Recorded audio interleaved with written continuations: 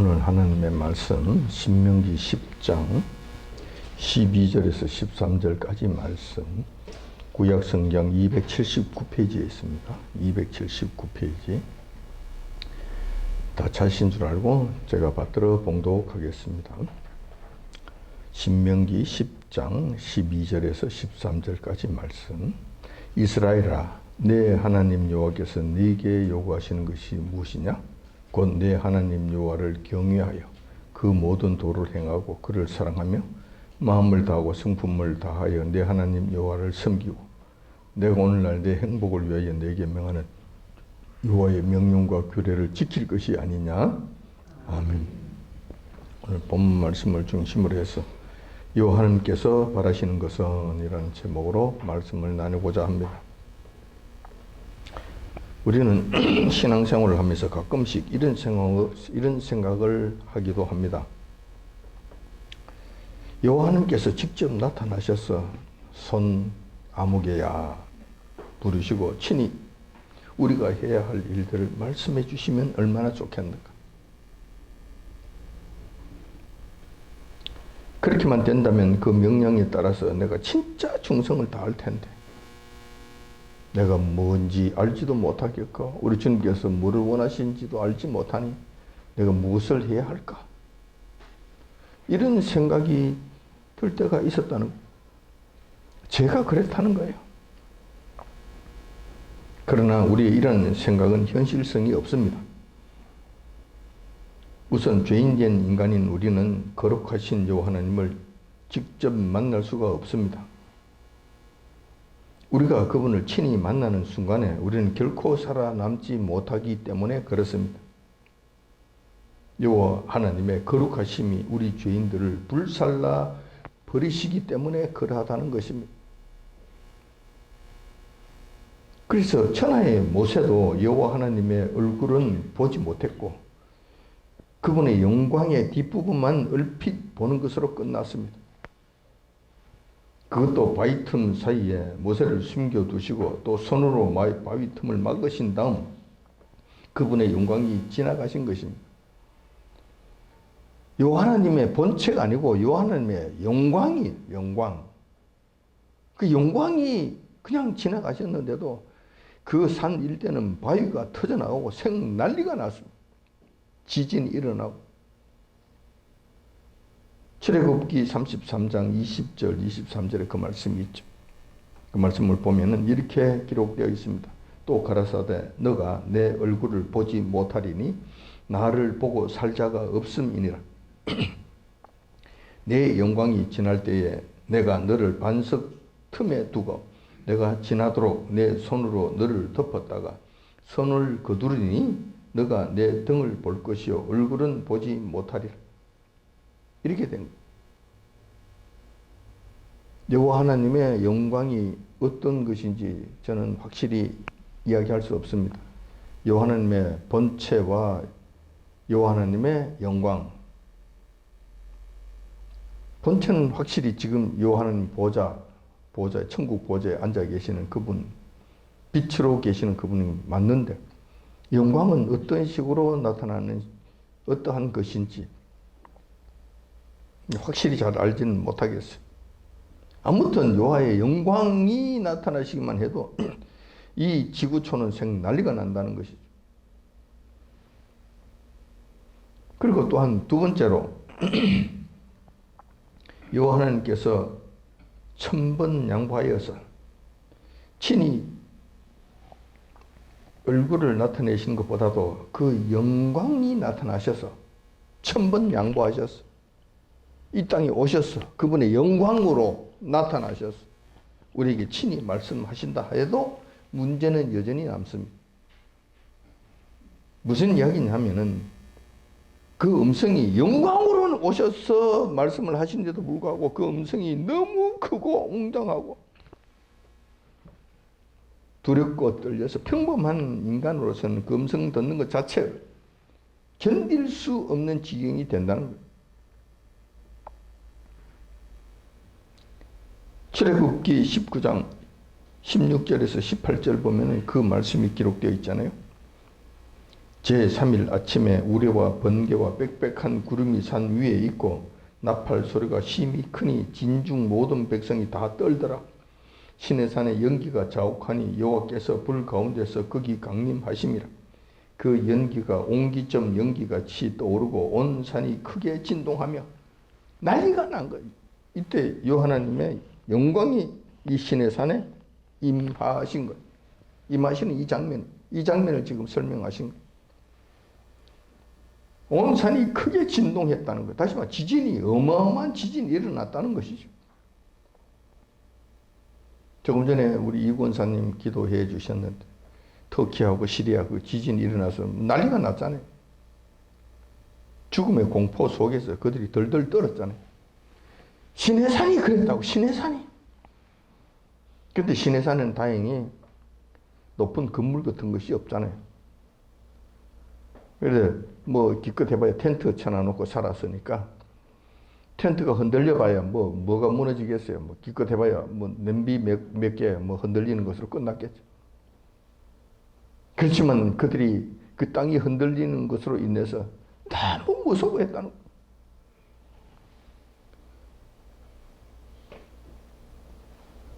그리고 이어서 요한님께서 말씀하시는데 그 말씀의 소리가 얼마나 어마어마했는 것인지 백성들이 그냥 서서 다 그냥 다리가 덜덜 떨릴 정도가 되어버린 거예요. 그것이 신명기 18장 16절에서 17절에 나오는 말씀입니다. 그 말씀을 보면 이것이 곧 너가 총회의 날에 호렙산에서 너희 하나님 여호와께서 구한 것이라. 곧 너가 말하기를 나로 다시는 나의 하나님 여호와의 음성을 듣지 않게 하시고 다시는 그 큰 불을 보지 않게 하소서. 두렵건대 내가 죽을까 하나이다 하며 여호와께서 내게 이르시되 그들의 말이 옳도다. 여호와님의 영광이 이런 식으로 나타나셔서 시내산이라고도 하는 호렙산에 임재하셔서 말씀하시는 거예요. 말씀하시는데 그 말씀의 음성이 얼마나 크고 두려운지 이스라엘 백성들이 무서워서 또 듣지를 못하겠다고 그런 거예요. 근데 아시다시피 이스라엘 백성들은 하나님의 영광이 임재하시는 그 사건을 목격하기 위해서 그 자리에 서기 위해서 3일 동안 목욕 제기했습니다. 부정한 일을 하지 아니하고 조신하게 근신하였다. 3일 되었을 때 여호와 하나님 앞에 그 산 앞에 일정 기간의 간격을 두고, 왜냐하면 너무 가까이 가면 안 되니까, 가까이 가면 여호와는 거룩하심이 그를 치실까 두려워해서 멀찌감치 자리 거리를 두고, 그리고 이스라엘 백성들이 전부 서서 있었던 거예요. 서서 있을 때 여호와님께서 말씀을 한 말씀 하시니까 이스라엘 백성들이 그 자리에서 처음부터 주저앉아 버린 거예요. 너무 무서워서. 그래서 요한님 우리한테 이야기하지 마십시오. 이 말씀 듣다가 우리가 죽을까 하나이다. 근데 요한님께서 너희들 말이 옳도다라고 말씀하셨다는 거예요. 그래서 요한님께서는 이스라엘 백성들을 좀 더 집으로 돌아가게 하시고 너희들 대표인 모세 올라오라고 말씀하신 거예요. 내가 모세에게 말씀할 테니 이를 일러줄 테니 모세의 말을 듣겠느냐? 다 듣겠나이다. 순종하겠나이다. 줄 항복을 하고 자기 집으로 돌아가고, 모세가 올라가서 하나님의 말씀을 친히 듣고 그 말씀을 모세가 내려와서 전해준 이런 일들이 있었다는 것이죠. 그래서 결론적으로 말씀드리자면은 우리 인간들은 본질상 타락한 이후부터는 하나님을 직접 대면할 수도 없고 직접 그의 음성을 들을 수도 없는 그런 존재가 된 것이라는 겁니다. 그래서 여호와님께서는 특별히 지목하신 선지자들을 통해서 대신 말씀해 주셨고, 지금은 그 말씀을 모두 모아서 책으로 묶어주심으로 우리는 지금 하나님의 말씀의 묶음인 성경책을 가지고 있다는 거예요. 이 성경책이 바로 이거라는 거예요. 하나님께서 친히 말씀해 주신 것을 기록해 놓으신 거예요. 그리고 이것을 우리는 가지고 있고 이 성경책을 통해서 하나님의 음성을 듣게 된다는 것입니다.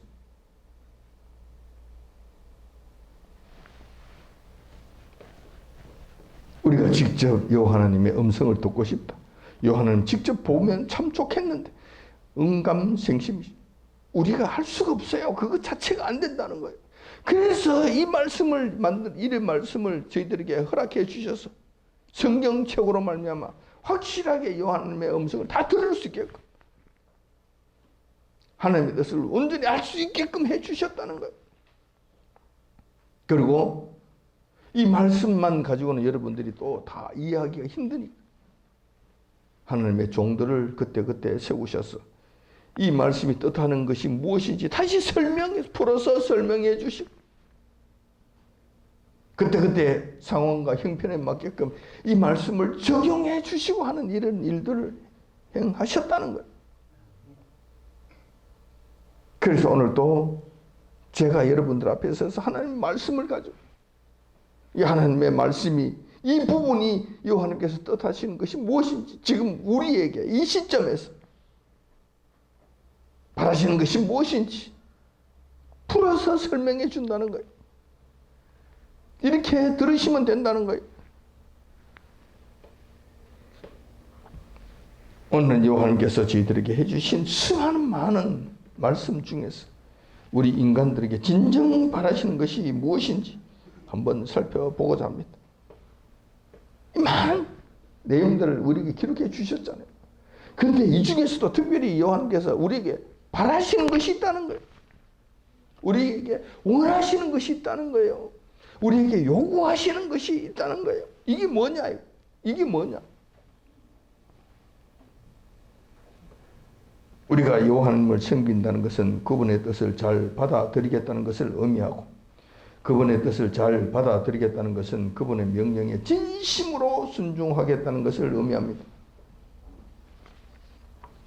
따라서 우리가 신앙생활을 잘 한다는 것은 하나님께서 원하시는 것이 무엇인지 바르게 알고 그 원하시는 것을 실천하는 것이어야 한다는 것입니다.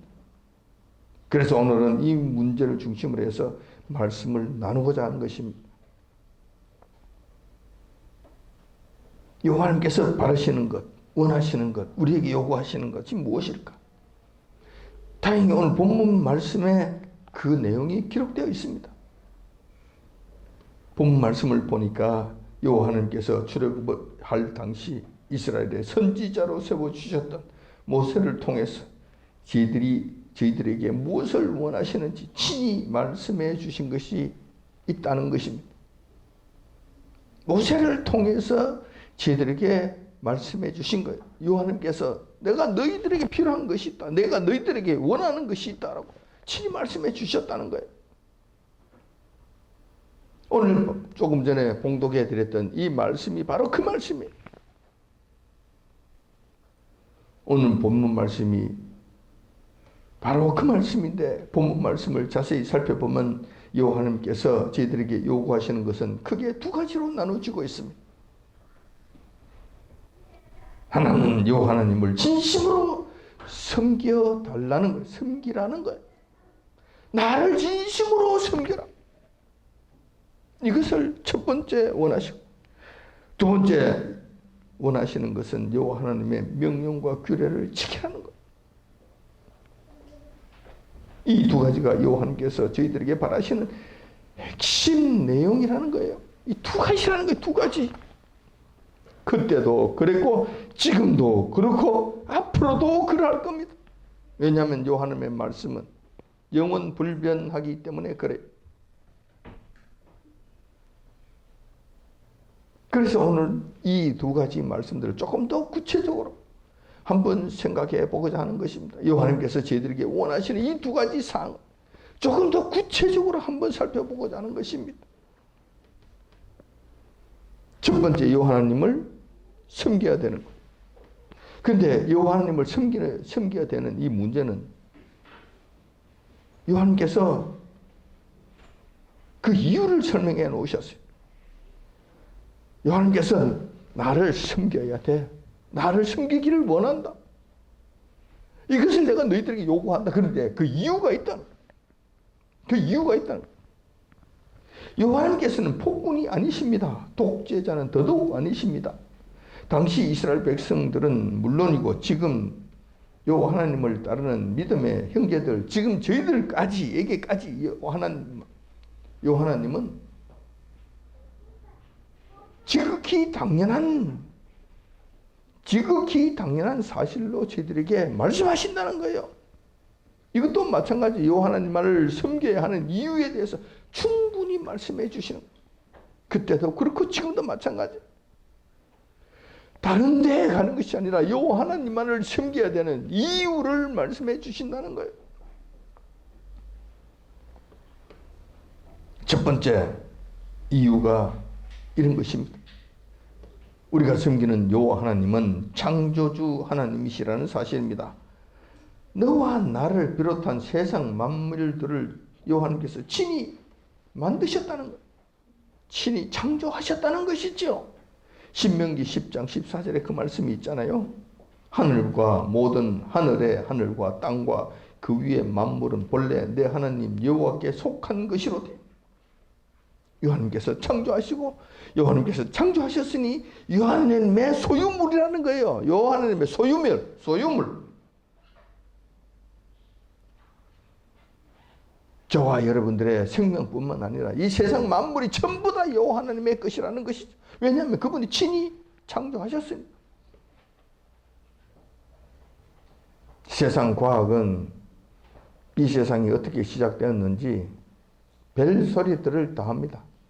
절대로 그것을 찾을 수가 없죠. 인간이 어떻게 해서 시작되었는지 절대로 알 수 없습니다. 과학으로는 안 됩니다. 인간의 생각으로는 절대 모릅니다.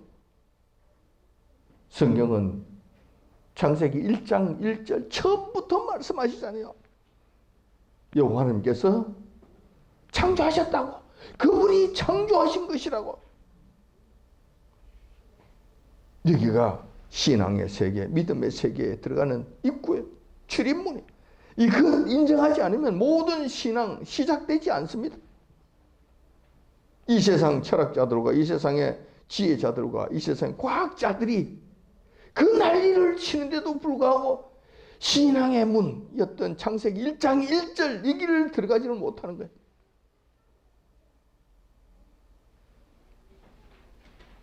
여호와님께서 창조하셨기 때문에 모든 만물의 소유권은 여호와 하나님께 있으며 따라서 모든 피조물은 여호와 하나님을 찬양하고 경외하는 것이 지극히 당연한 일이라는 것입니다.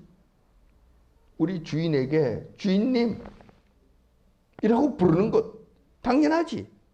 그 주인께서 우리에게 생명을 주시고 힘을 주시고 먹고 살 수 있는 모든 기반을 마련해 주시고 우리에게 살아갈 수 있는 지혜와 능력까지 주시니 그분께 찬양하고 경배하는 것은 지극히 당연한 것이죠.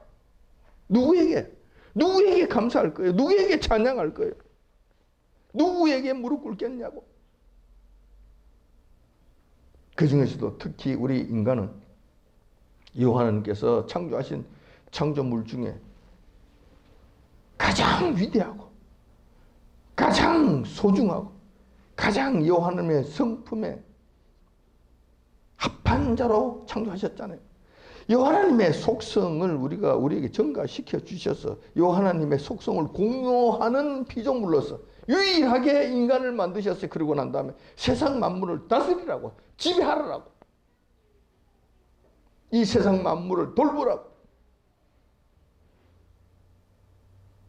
그러므로 이 세상 만물은 우리 인간보다 더 소중한 것은 없다. 절대로 없다. 우리 보고 다스리라고 말씀하신 피조물들이에요. 그런데 인간들은 어떠합니까? 그 피조물들에게 가서 복 달라고 빌지 않습니까? 바위 밑에 가서 바위에게 빌고 그 나무 밑에 가서 나무 밑에 빌고 별짓을 다 하는 거예요. 산신령인이 찾아서 어디 가서 비는 거예요. 어디 가서 지금 복 달라고 그러는 거예요. 우리가 더 큰데, 우리가 더 높은데, 우리가 더 소중한데 누구한테 가서 지금 그 소리를 하느냐 말이에요. 이 바보들이잖아요. 우리에게는 오로지 우리를 창조하신 요한 한 분밖에 안 계신 이 사실을 잊어버리는 이 인간들이 완전히 미천한 존재가 되는 거예요. 이 피조물보다도 더 못한 존재가 되어버리는 거예요. 인도에 가면은 소도 섬기고 고양이도 섬기고 원숭이도 섬기고 별 희한한 것들 다 섬기고 있는 거예요. 뱀도 섬기고. 뱀보다 못하다는 이야기지. 뱀한테 가서 복 달라고 빌면은 이 인간이 뱀보다 못하다는 이야기지. 소인데 빌면은 소보다 못하다는 이야기지. 소새끼도 안 된다는 거예요.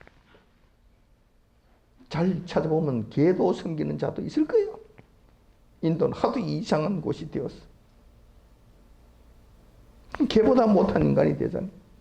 자기 스스로 그렇게 만든다니까. 요한께서 그렇게 창조하지 아니하셨는데도 불구하고 그 짓을 하고 있다는 거예요. 얼마나 미련한 자입니까? 이게 되겠냐고. 할 짓이냐고.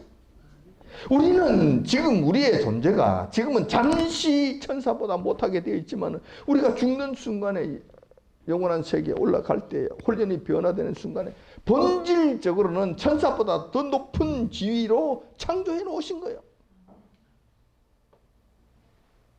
우리 죄 때문에 지금 억눌려서 천사에게 절절매고 있지만 본질은 그렇지 않아요. 이 하나님의 속성을 공유하고 있는 존재는 인간밖에 없다니까요. 천사들도 이 하나님의 본성을 공유하지 아니하였어요. 없다니까. 그래서 천사들은 하나님의 자녀라고 이야기하지 않습니다. 하나님의 자녀가 될 수가 없어요. 왜냐하면 하나님의 속성을 공유하지 못했기 때문에. 그들은 하나님과 별개예요. 우리는 그렇지 않다니까. 그래서 하늘나라에 가게 될 것 같으면 우리가 죄를 전부 다 정리가 되고 하늘나라에 가게 될 것 같으면 천사들을 호령한단 말이에요. 천사들을 다스리는 자의 자리까지 올라간단 말이에요. 이러한 존귀한 자가 천사들 나타나면 절절절절 매고 타락한 천사인 귀신들에게 절절절절 매고 이렇게 해서야 되겠느냐? 이렇게 살아서야 되겠느냐? 무슨 이런 바보 같은 일이 있느냐 이 말. 이 세상에.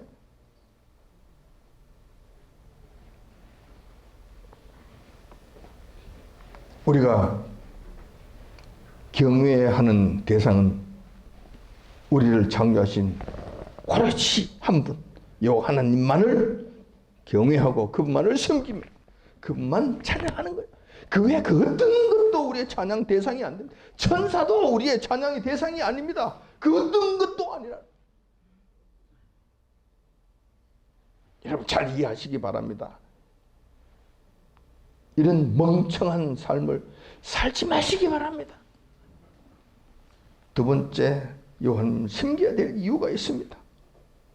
모든 민족들 중에서 특별히 이스라엘 민족을 하나님의 백성으로 택하셨다는 것입니다. 신명기 10장 15절에 그 말씀이 있잖아요. 여호와께서 오직 내 열조를 기뻐하시고 그들을 사랑하사 그 후손 너희를 만민 중에서 택하셨으니 오늘날과 같으니라. 사실 우리가 여호와 하나님을 만물의 창조주이시며 지극히 높으신 만왕의 왕이시며 우리의 생사 화복을 주관하신 전능하신 여호와 하나님이시라는 사실을 안다면 어떻게 할 것 같아요? 그분께만 가면 모든 것이 이루어질 수 있다는 이 엄청난 사실과 영원한 세계에서 영원한 삶의 엄청난 축복의 주권자가 그분이시라는 이 사실을 우리가 확실히 안다면 우리가 어떻게 해야 될까? 어떻게 해야 될 것 같아요? 하는 필요 없어. 그럴 건가요? 하나님 나하고 상관없으니까 나는 지옥 갈 거야. 그러고 지옥을 택할 거냔 말이에요. 그렇게 할 거냐고. 그렇지 않잖아요. 지금 이 땅에서도 권력자가 된다면, 다시 말해서 누가 대통령이 될 가능성이 있다면 뭐 합니까? 죽기 살기로 찾아가잖아요. 죽기 살기로 찾아가서 카페 살랑거리고 온갖 뇌물을 다 갖다 바치고 생다리를 치잖아요. 왜? 잘 보이려고. 잘 보여서 뭐 하려고? 이득을 보려고. 뻔한 것이지. 그런데 그런 세상적인 권력자가 아니고 만왕의 왕이시고 만주의 주 되신 그 어마어마한 그분이 계신다는 사실을 안다면 우리가 어떻게 할 거냔 말이에요. 무슨 짓을 하더라도 그분의 눈에 들게 하려고 할 것 아닙니까? 당연한 거 아니에요? 우리가 먼저 수단과 방법을 가리지 않고 그분 여호와 하나님 앞에 나아야 하지 않겠느냐는 거예요. 어떻게 해서라도 여호와 하나님의 마음에 들도록 하고 여호와 하나님께서 나를 알아보도록 하도록 하기 위해서 무슨 일이라도 할 것 아닙니까? 이런 지극히 당연한 일. 왜냐하면 영원한 삶의 문제가 여기에 걸려 있기 때문에 그렇게 해야 될 것 아니에요. 그런데 본문 말씀을 보면 황송하옵게도 그분 여호와 하나님께서 먼저 우리를 찾아오셔서 저희들을 이유도 조건도 없이 택해 주셨다는 거예요. 내가 널 안다. 내가 너를 안다고 할게. 내 백성이라고 할게. 내 소유물이라고 할게. 하나님께서 그분께서 오셔서 그렇게 하셨다는 거예요. 그런데 이 배은망덕한 인간들은 무슨 짓을 했습니까? 황송하게 목숨 다하여서 무릎 꿇고 그분께 감사하다고 해도 시원찮을 인간들이 손사래를 지금 한 필요 없으면 하는 필요 없으면 하는 필요 없다니까요. 우리는 바위한테 가서 절 좀 해야 되겠는데요. 거기 가서 복 좀 달라고 해야 되겠는데요. 이 짓을 하면서 여호와 하나님을 떠나버렸다는 거예요. 여호와 하나님을 거부했다는 거예요. 수도 없이. 여러분은 안 그렇습니까? 저와 여러분은 안 그렇습니까? 지금 여러분들은 세상이 많이 세련되었기 때문에 바위 틈에 가서 복 달라고 절하라 그러면 여러분 안 할 거예요. 그건 안 할 거예요. 왜냐하면 여러분들이 많이 세련됐잖아. 그건 아닌 것 같은 이런 마음이 들잖아요. 그래서 안 할 거예요. 그런데 다른 방식으로 하지. 다른 방식으로. 사탄 마귀 우리를 속이는 이 영적 존재들은 교묘합니다. 우리보다도 훨씬 더 지혜롭습니다. 그래서 이렇게 이야기하는 거예요. 너가 열심히 살아야 되지 않겠냐? 열심히 일해야 되지 않겠느냐고. 맞아요. 성경에서도 일하기 싫으면 먹지 말라고 말씀하셨어요. 그런데 그 차원을 넘어서 주일날도 일해야 되지 않겠냐고. 그러지 않고는 어떻게 먹고 사느냐? 여호와 하나님보다도 물질을 더 사랑하게 만드는 거예요. 물질에 더 종속되게 만드는 거예요. 물질이라고 하는 그 길을 나의 주인으로 삼도록 교묘하게 이끌어가는 거예요. 그러면 여러분들이 뭐가 뭔지도 몰라요. 그래서 끌려가는 거예요. 우리는 죽어도 우리 주님, 살아도 주님. 설사 굶어 죽는 한이 있더라도 우리 주님 편에서 사는 거예요. 그래서 죽으면 영광이지. 주님 편에 서서 살다가 죽으면 영광이지. 왜냐하면 영원한 세계가 기다리잖아요. 우리 주님께서 마중 나오시잖아요. 그 영광스러운 자리에 들어가잖아요. 물론 우리 주님께서 그렇게 하실 리도 없겠지만 만약에 우리가 굶어 죽는다 하더라도 그 길 가야 된다는 거예요. 무슨 짓을 하더라도 우리 주님의 마음에 우리 이름이 새겨지게 해야 되잖아요. 우리 주님께서 우리 이름을 알도록 해야 되잖아요. 죽음을 무릅쓰고라도 그 일을 해야 되잖아요. 근데도 먼저 찾아오셔서 우리에게 의를 택하셨다고 말씀하시니 어떻게 해야 되는 거예요? 여러분들이 뻗팅기고 서 있어야 될 것이냐? 짝다리 짚고 흔들어 대야 되느냐고 여러분들이 그럴 수 없다는 것이죠. 그럴 수 없다는 것이죠.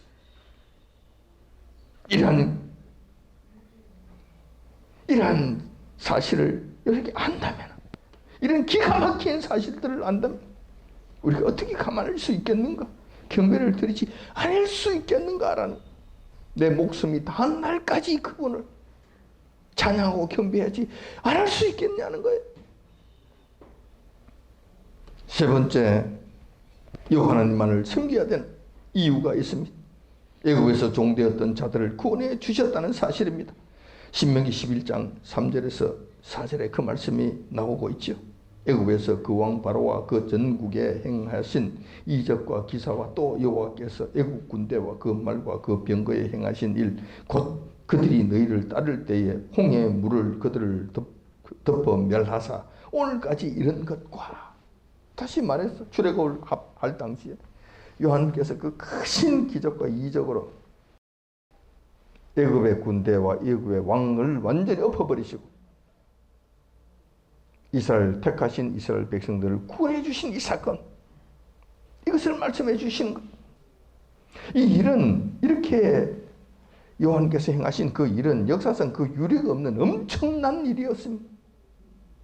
저와 여러분들의 구원도 같은 원리로 이루어졌습니다. 사탄이 지배하는 세상 속에서 씨름하고 있는 저와 여러분들을 요한께서는 아무런 대가 없이 그저 큰 손과 편팔로 구원해 주셔서 지금처럼 자유와 평안을 누리는 하나님의 백성으로 살아가게 해 주셨다는 거예요. 언제 여러분들이 먼저 요한을 찾았습니까? 여호와 하나님 알기나 했습니까? 그런데 요한님의 그 크신 손과 편팔로 여러분들을 찾아가 주시고, 이분은 하나님이시니 그분을 섬겨야 된다고 가르쳐 주시고 알려주시고 이끌어 주셨잖아요. 그것도 뭐가 그렇게 잘났다고 버팅기고 유세 부리고 그렇게 부둥덩거리다가, 그래도 요한께서는 끝까지 참으시고 버리지 아니하시고 안고 또 안고 이끌어 주시고 또 이끌어 주셔서 지금 여기까지 온 것 아니에요. 요한께서 빨리 포기하시고 그래 싫으면 그만둬 하는 순간에 여러분, 저와 여러분 한 사람도 여기 남아있는 사람 없을 거예요. 지금도 부르시잖아요. 지금도 부르시잖아요.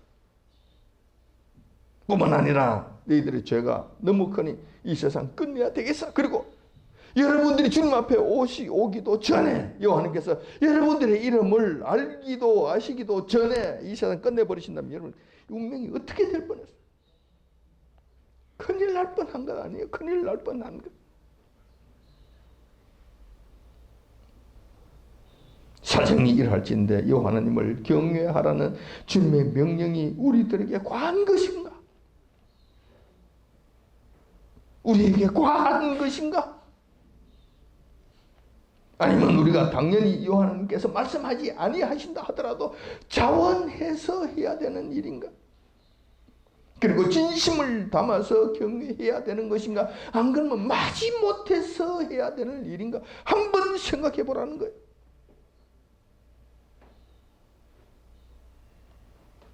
우리가 어떤 측면에서는 만군의 여호와 하나님을 섬길 수 있다는 사실 자체가 큰 축복이고 우리의 영광이 아니겠는가? 영광이 아니겠는가? 이런 일들을 소리하면 안 된다는 거예요. 그래서 이것을 요한께서 말씀하지 아니하셔도 우리가 자발적으로 해야 되는 일인데 안 하니까 뭐가 그렇게 잘났다고 요한님 앞에 뻗은 게 되는지. 요한님께서 당신의 자존심을 그렇게 다 버리시고 자존심을 굽히시고 우리에게 아쉬운 말씀을 하신 거예요. 아쉽게 말씀하시는 거예요. 이걸 내가 바란다고.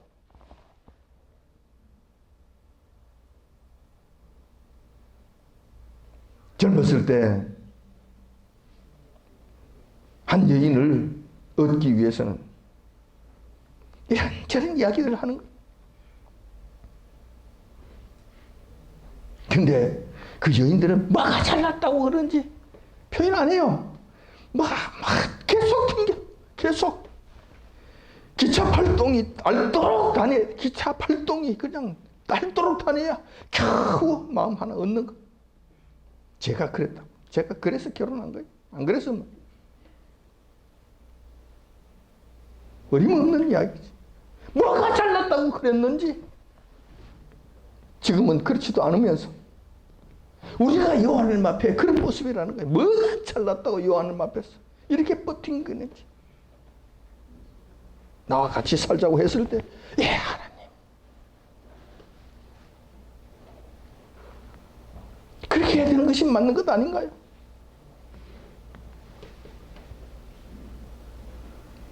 또 요한께서 저희들에게 요구하시는 것 두 번째 사실, 그것은 여호와 하나님의 명령과 규례를 지키는 일입니다. 13절에 그 말씀 있잖아요. 조금 전에 봉독해 드렸던 그 말씀이잖아요. 내가 오늘날 내 행복을 위하여 내게 명하는 여호와의 명령과 규례를 지킬 것이 아니냐, 이것을 요구하신다는 거예요. 바라신다는 거예요. 근데 이 말씀을 자세히 좀 보면은 이거 뭐가 참 이상합니다. 많이 이상해요. 여러분들 어떻게 읽으셨는지 모르겠지만 제 눈에는 이것이 너무 이상해. 뭐냐면은 여호와께서는 저희들에게 명령과 규례를 지켜라고 말씀하시면서 먼저 그 규례와 명령을 지켜야 할 이유에 대해서 말씀해 주시는 거예요. 왜 이렇게 말씀하시는가? 왜 명령과 규례를 지키라고 말씀하시는가?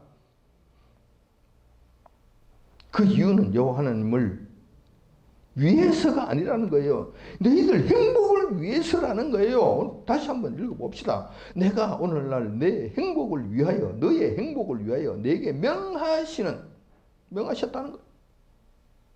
하나님 좋다고 하는 것이 아니라는 거예요. 너희들을 위해서 그렇다는 건 너희들의 유익을 위해서,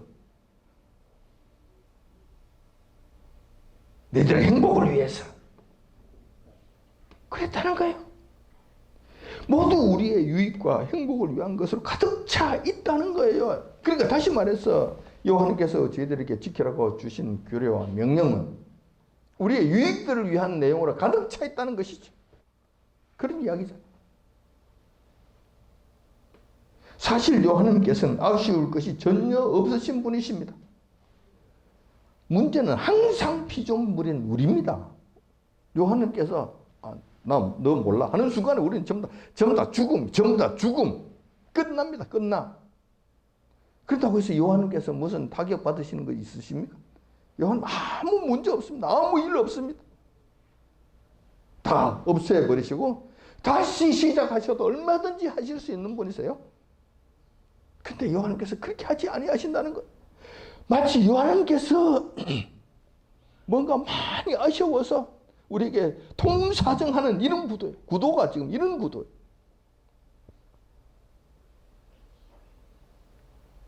그분의 말씀을 듣지 않으면 우리의 행복이 무너질 것이고 그분과의 관계가 단절된다는 것입니다. 그분과의 관계가 단절되면 누가 손해겠는가? 피조물인 우리만 큰 손해를 본다는 거예요. 그렇다면 여호와께서 저희들에게 지키라고 간곡하게 당부하시는 그 명령과 규례는 어떤 것인가? 우리의 행복을 위한 것이라는데 어떤 것인가? 많은 말씀들이 있을 수 있지만 간단하게 10가지로만 압축하면 10계명이 됩니다. 10가지 계명 중에서 4가지는 여호와 하나님을 경외하는 방법에 관한 것이고 나머지 6가지는 이웃과의 관계에 관한 말씀입니다. 여호와 하나님을 경외하는 문제에 대해서는 앞서 말씀드렸잖아요.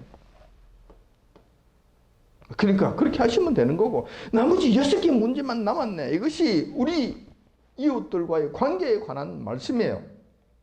그것을 6가지를 한번 살펴보면은 부모를 공경하고, 이게 나쁜 이야기예요? 이게 우리들에게 이건 해서는 안 되는 이야기를 하시는 거예요? 마땅히 해야 될 것을 지금 저희들이 가르쳐 주시는 것이잖아요. 살인하지 말고, 간음하지 말고, 도적질하지 말고, 거짓말하지 말고, 남의 것을 탐내지 말라는 내용으로 되어 있다는 것입니다. 이 중에 한 가지라도 우리의 유익을 위한 것이 아닌 것이 있으면 이야기해 보세요. 여호와 하나님을 위하신 것이 뭐가 있느냐고 얘기해. 이렇게만 살면은 너희들의 행복이 보장된다는 거예요. 너희들의 삶이 보장된다는 거예요.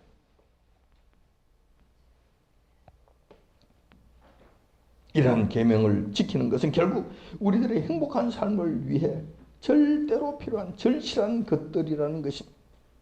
그런데 더 중요한 사실이 있습니다. 이 말씀 안에는 더 중요한 사실이 하나 더 있습니다. 그것은 우리가 보이지 않는 요 하나님을 사랑하고 섬기는 문제에 관한 이야기입니다. 요 하나님을 섬기라며, 요 하나님을 사랑하라며, 요 하나님을 경외하라며, 예, 경외하겠습니다. 사랑하라며, 예, 사랑하겠습니다. 요 하나님을 섬기라며, 예, 섬기겠습니다. 어떻게? 보이지 않는 요 하나님 어떻게 섬길 것이냐? 이것을 사도 요한이 이 문제를 말씀해 주신 거예요. 요한 1서 5장 20절에 보면 이렇게 기록되어 있습니다. 누구든지 하나님을 사랑하노라 하고 그 형제를 미워하는 이는 거짓말하는 자니 보는 바 그 형제를 사랑치 아니하는 자가 보지 못하는 바 하나님을 사랑할 수가 없느니라. 보이지 않는 요 하나님을 사랑할 수가 없다니까요. 못한다니. 어떻게 사랑한다? 그분에게 밥을 차려서 갖다 올려드립니까? 그럼 요한님께서 그걸 잡수십니까? 드십니까? 돈을 갖다 올려드립니다. 요한님께서 돈을 가지고 가십니까? 아니잖아요. 그런 것 없잖아요. 어떻게 요 하나님을 사랑하느냐고. 보이지 않는 그분을 어떻게 경배하느냐고.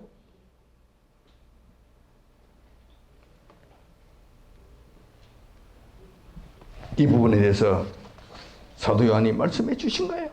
요한 1서 5장 3절에 보면 그 말씀이 나옵니다. 요 하나님을 사랑하는 방법이 나온다는 거예요. 이것은 바로 보이는 우리 이웃을 사랑하는 것으로 나타난다는 것이죠. 하나님을 사랑하는 것은 이것이 우리가 그의 계명을 지키는 것이라. 요한 1서 5장 3절에 그 말씀이 있잖아요. 요 하나님을 사랑한다고? 예, 사랑하겠나이다. 그러면 어떻게 사랑하지? 보이지 않는데 어떻게 요 하나님을 사랑하고 요 하나님을 경외하지? 요한님께서 말씀, 그렇지. 그러면은 내 이웃을 사랑해. 내 이웃을 사랑하면은 그것이 곧 나를 사랑하는 것이 되는 거야. 왜냐하면 내 명령에 의해서 그걸 하는 거잖아. 아까 6개 말씀드렸던 6가지 내용들을 다 하나님의 이름으로 지키면은 그것이 곧 나를 사랑하는 것이야. 보이지 않는 나를 경외하는 것이야. 이렇게 말씀하셨다는 거예요. 이게 너무 기가 막힌 일 아닙니까? 기가 막힌 일 아닙니까? 처음부터 우리를 위하신 것이고 끝까지 우리를 위하신 모든 것들이 우리를 위하신 것이 이 하나님을 위해서 위한 것은 없다. 결론적으로 우리가 우리의 이웃을 주님의 이름으로 사랑하고 돌보면 그것이 곧 보이지 않는 이 하나님을 섬기고 경외하는 일이 된다는 것입니다. 특별히 오늘 본문 말씀을 보면 이웃을 사랑하는 문제에 있어서 좀 더 구체적으로 가르쳐 주신 부분이 있어서 한 번 더 살펴보도록 하겠습니다. 요 하나님께서는 우리가 이렇게 하기를 원하신다는 것입니다. 조금 더 구체적으로 이웃을 사랑하는 일에 있어서 조금 더 구체적으로 말씀해 주신 것이 있다는 거예요. 오늘 본문 말씀에 이어서 나온다는 거예요. 그것이 14절, 15절, 16절에 그 말씀, 17절, 18절, 19절에 그 말씀이 있는 거예요. 우리가 이웃을 대할 때 외모로 판단하면 안 된다는 거 1차적으로 그 말씀 하시는 거예요. 17절에 그 말씀이 있죠. 너희의 하나님 여호와는 신의 신이시며 주의 주시여 크고 능하시며 들어오신 하나님이시라. 사람을 외모로 보지 아니하시며 외모를 보지 아니하신다는 거예요. 그러면 우리도 그렇게 하면 안 된다는 거예요. 우리는 쉽게 우리의 이웃을 외모로 보고 판단하는 경향이 있습니다. 그러나 여호와께서는 우리의 내면을 살피신다는 것입니다. 두 번째는 뇌물을 받지 말라는 것입니다. 사람을 외모를 보지 아니하시면 뇌물을 받지 아니하시고 라고 말씀되어 있잖아요. 뇌물을 받지 않는 거예요. 왜냐하면 뇌물은 공정한 판단을 흐리게 하고 부정을 저지르게 하기 때문에 그렇다는 거예요. 자, 이러면은 재판을 굽게 하고 억울한 자들을 더 억울하게 한다는 거예요. 부정한 일을 조장하는 이런 일들이 일어난다는 거예요. 그러면 누군가 손해를 보고 누군가 억울한 일을 당한다는 것이죠. 이런 일들 하지 말라는 거예요. 하지 말라는 거예요. 그 다음으로 약자 편을 들고 그들의 입장을 주의 깊게 살펴보라는 말씀입니다. 구약에 있어서 3대 약자가 있는데 그들은 여러분들이 잘 아시는 바와 같이 고아, 고하부, 나그네들입니다. 신명 10장 18절에 그 말씀이 있잖아요. 고아와 고아부를 위하여 신원하시며 나그네를 사랑하사 그에게 식물과 의복을 주시나니 이 말씀입니다. 자, 이것을 원하신다는 것이죠. 고아와 과부와 나그네에 대해서는 약자라고 깔보거나 특히 불이익 등으로 그들을 억울하게 하면 절대로 안 된다는 거예요. 그렇게 하면 절대로 안 된다는 거예요. 왜냐하면 여호와님께서 친히 신원하시기 때문에 그렇다는 거예요. 신원하신다는 것, 원수 갚는다는 거예요. 그 약자들의 억울함을 여호와님께서 친히 원수 갚아주신다는 거예요. 내가 만약 그를 억울하게 했을 것, 여호와님께서 나의 대적이 되셔서 나에게 원수 갚는 일을 행하신다는 거예요. 큰일 나는 것이. 그러니까 여러분, 약자들 좀 정말 조심하십시오. 유리 그릇 다루듯이 다루시기 바랍니다. 정말 그 사람의 마음을 상하게 할까? 혹시 말 한마디라도 그렇게 상처가 줄까? 정말 조심하시라고. 일단 그 인격부터 상당히 존중하셔야 된다. 외모로 판단하지 마시고. 잘난 사람들은 여러분들 그냥 내버려 두셔도 돼요. 가만 놔둬도 잘 가, 잘 살아. 모른 척 하셔도 아무 상관없어요. 그런데 이 연약한 자들은 여러분은 특별히 관심을 많이 가지셔야 된다. 연약한 지체이기 때문에 그렇다는 거예요.